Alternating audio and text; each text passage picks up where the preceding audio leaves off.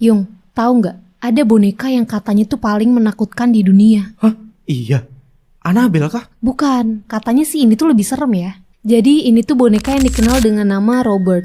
Boneka ini tuh bentuknya kayak anak kecil pelaut gitu. Jadi awalnya boneka ini tuh hadiah ulang tahun dari bapak ke anaknya yang namanya Robert Eugene Otto, yang biasa dipanggil Eugene. Eugene ini tuh seneng banget sampai dia ini namain bonekanya pakai nama belakang dia sendiri. Sampai dibawa kemana-mana gitu. Tapi lama-lama kok kayak ada yang aneh nih. Kayak orang tua Eugene ini sering denger anaknya nih kayak lagi ngobrol berdua. Padahal dia itu di kamar sendirian.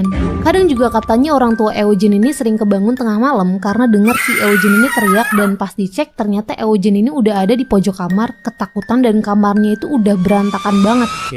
Kursi kelempar, terbalik gitu, mainannya semua pada rusak. Pokoknya acak-acakan lah. Dan di situ juga banyak banget barang di rumah yang hilang.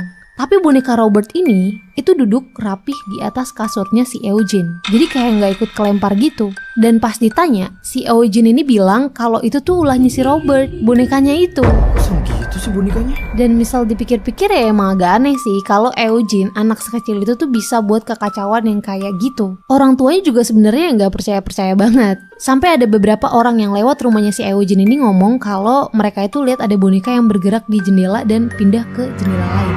Nggak beres nih bonekanya. Akhirnya boneka Robert ini tuh dikurung di atas loteng rumah mereka. Bertahun-tahun kemudian, orang tua Eugene ini meninggoy.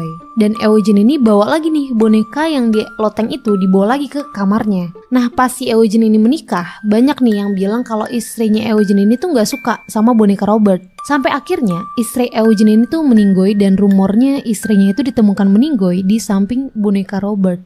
Dan sekarang boneka Robert itu ada di Museum Fort S. Martello di Key West, Florida. Di sana ada peraturan juga tuh. Jadi kalau ada yang mau moto boneka Robert itu, katanya harus izin dulu, kayak misi-misi gitu.